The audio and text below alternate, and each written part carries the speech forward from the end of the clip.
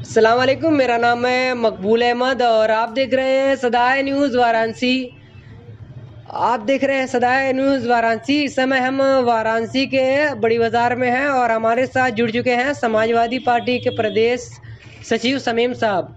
सीधे तौर पर बात करेंगे कि जिस तरह से चुनाव आयोग कह रहा है कि हम निष्पक्ष हैं और ईवीएम को लेकर जिस तरह का चुनाव हारने के बाद तमाम विपक्ष हमला करता है, इसको लेकर सवाल करता है। चुनाव आयोग एक तरफ कह रहा है कि हम निष्पक्ष हैं, तो वहीं दूसरी तरफ चुनाव पीठासीन अधिकारी कह रहे हैं कि हमें फर्जी वोट पड़वाने का दबाव है। किस तरह से इस मामले को देखते हैं आप? जहाँ तो सवाल चुनाव आयोग साहब का है तो ये सच है कि चुनाव आयोग निष्पक्ष होता ही है। जैसे पुराने पूर्व चुनाव आयुक्त थे TN सेशन साहब थे ना, तो होता है। लेकिन हमारे मौजूदा जो चुनाव आयोग महोदय हैं, अगर इनके अंदर निष्पक्षता का 1% भी और 1% भी ईमान है, 1% भी देश और समाज और जनता से मोहब्बत है, तो वो पूरे चुनाव को पुनः करवाएं। जो यूपी में चुनाव अभी हुआ है, अभी हाल की बात बता रहे हैं आपसे, क्योंकि जो चुनाव हुआ वो टोटल गुंडई पे चुनाव हुआ।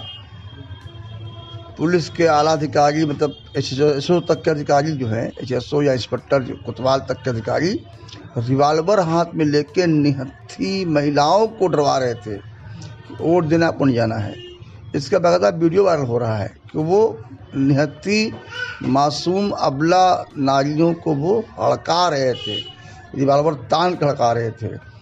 तो मेरा मानना है कि मेरी मांग है चुनाव आयोग महोदय से कि तत्काल पुनः इसकी वोटिंग कराई जाए और निष्पक्ष चुनाव कराया जाए।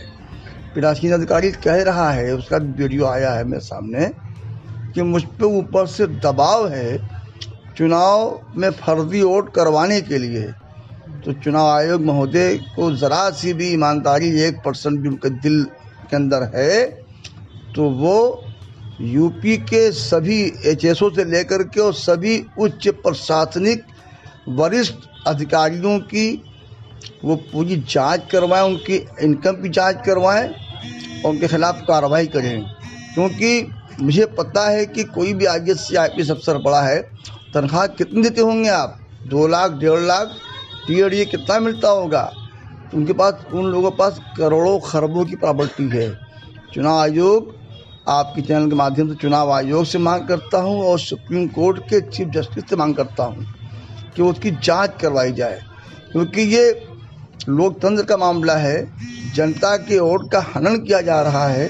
भाजपा के लोग वोट जिहाद के नाम पर वोट जिहाद कर रहे हैं, जंग कर रहे हैं वोट के नाम पर। इसका नाम है वोट जिहाद।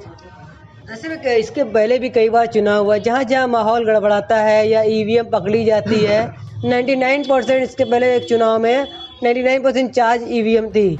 इसको लेकर राहुल गांधी ने जिस तरह सवाल किया कि ये वोटिंग जो पड़ रही, इसको पुनः करने की मांग की, लेकिन उसके बाद भी चुनाव आयोग उन्हें ये कार्य नहीं किया और रिजल्ट जो आ जाता है। तो किस तरह से देखते हैं कि कहीं ना कहीं जो चीज़ें होती हैं उसके बाद जब चुनाव आयोग कहा जाता है, लेकिन चुनाव आयोग इस बात को नहीं करवाता है। चुनाव आयोग के अंदर डर है, हमारे केंद्रीय सरकार का डर है, मोदी जी का डर है, योगी जी का डर है, अमित शाह जी का डर है, इसलिए वो चाह के भी मदद नहीं कर पा रहे हैं। लेकिन चुनाव आयोग महोदय को ये पता होना चाहिए कि उनके साथ देश की जनता खड़ी है, क्योंकि देश की जनता का हनन हो रहा है, उसका वोट चोरी किया जा रहा है, उसको वोट देने के अधिकार को छीना जा रहा है। तो ये चुनाव आयोग कर सकते हैं, अगर वो चाहें तो चुनाव आयोग साहब जांच करवा सकते हैं, जांच करा के कार्रवाई कर सकते हैं अधिकारियों के खिलाफ। एक इंस्पेक्टर, पुलिस इंस्पेक्टर जो है रिवाल्वर तान के धमका रहा है महिलाओं को, इससे बड़ा प्रूफ क्या चाहिए? इससे बड़ी विडंबना और क्या है? योगी जी कहते हैं कि मुझे देश में लॉ एंड ऑर्डर मेंटेन है, लॉ एंड ऑर्डर मजबूत है। जब कि कानून का मुहाफिज ही वो गुंडई का आमादा हो जाए तो फिर कहाँ बचता है लॉ एंड ऑर्डर? ये सवाल पैदा होता है। ऐसे में एक सवाल ये भी है कि जिस तरह से चुनाव हो रहा है, तमाम पार्टियां लड़ रही हैं, मुसलमानों को जिस तरह से कहा गया है कि मुसलमान जो है फिरकों में बढ़ रहे हैं। इसको लेकर अबू आज़मी साहब जो है कि वहाँ पे गए थे, मुफ्ती सलमान नदवी साहब से मिले, और ओवैसी साहब भी मुफ्ती सलमान नदवी साहब के पोस्टर में बैनर में नाम दिए, उनको स्टेट पर लाने की भी कोशिश की है। तो क्या लगता है कि कहीं ना कहीं समाजवादी मुसलमानों का वोट बिखराव होगा? देखिए, मुसलमानों का वोट कहीं नहीं बिखराव हो रहा है, कहीं नहीं बिखर रहा है। मुसलमान मुत्तहिद है, और मुसलमान जो इंडिया गठबंधन लोगों का है, जो पीडीए का मामला है, कांग्रेस सपा और दिग्गज जो गठबंधन हमारा है उसके साथ खड़ा है। और पीडीए पूरी तरह से मजबूत है, पूरे हिंदुस्तान में मजबूत है। और इसके लिए मुबारकबाद हमारी पार्टी के राष्ट्रीय अध्यक्ष आदरणीय अखिलेश यादव जी को, कि उन्होंने पीडीए का जो प्लेटफॉर्म बनाया वो काफ़ी कामयाब, क्या हद तक नहीं, बहुत कामयाब है, वो बहुत कामयाब है, और मैं उनको बधाई देता हूँ इस बात के लिए। साथ ही आपके चैनल के माध्यम से अनुरोध करता हूँ, इस देश की जनता से अनुरोध करता हूँ कि वो पीडीए के साथ मुत्तहिद होकर खड़े रहें, और पीडीए ही हमारे देश के युवाओं का भला कर सकता है।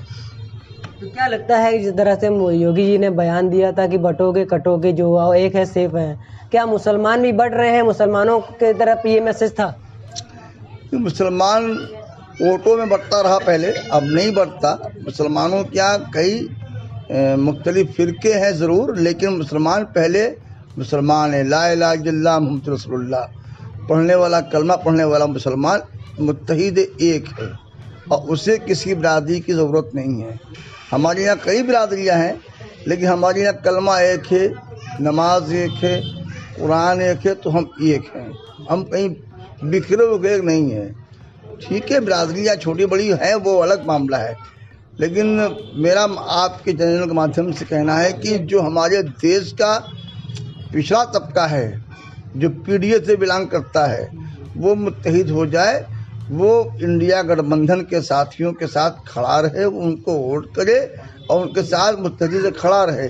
इसी में देश की जनता की भलाई भी है, क्योंकि हमारे युवाओं को रोज़गार नहीं मिल रहा है। बीजेपी की सरकार में हमारे देश को तरक्की नहीं हो रही है। देश में काफ़ी बड़े पैमाने पर कर्जा बढ़ गया है देश के ऊपर, और देश के गुजरात से बिलोंग करने वाले कई बड़े व्यापारी और फ्रॉडिया जो है खरबों रुपया लेकर के बैंक का भाग चुके हैं। तो ये सारा मामला है, तो मुत्तहिद रहेंगे आप, तभी आप सेफ रहेंगे। ऐसे में जो मुसलमान हैं उनको क्या अपने लीडरशिप नहीं खड़ी करनी चाहिए, अपना लीडर नहीं चुनना चाहिए? जिस तरह से ओवैसी साहब बराबर कहते हैं कि अपनी क़यादत मजबूत करो, और अभी डिप्टी सीएम का भी एक बयान आया था कि मुसलमानों को समाजवादी पार्टी या कांग्रेस पार्टी एक तेलपत्ता की तरह यूज करती है। देखिए, ऐसा है कि ये भाजपा वाले क्या कह रहे हैं ये हम नहीं जानते। ये ठीक है, उन्होंने ये बात कहा है तो हम हद तक मान भी लेते हैं कि मुसलमानों को अब से पहले कई पार्टियों ने उनको बिरयानी तेज पत्ते की तरह इस्तेमाल किया होगा, या उनकी सोच रही होगी। लेकिन जो फिलहाल मुसलमानों के ऊपर टारगेट करके भाजपा चला रही है अपना काम, ये इंतहाई शर्मनाक बात है। क्योंकि वो कटोगे तो बटोगे, मतलब उनका कहना है कि हिंदू एक प्लेटफॉर्म पर है, मुसलमान कट जाए। अरे हिंदू प्लेटफॉर्म पर रखा कब आपने जो रहेंगे?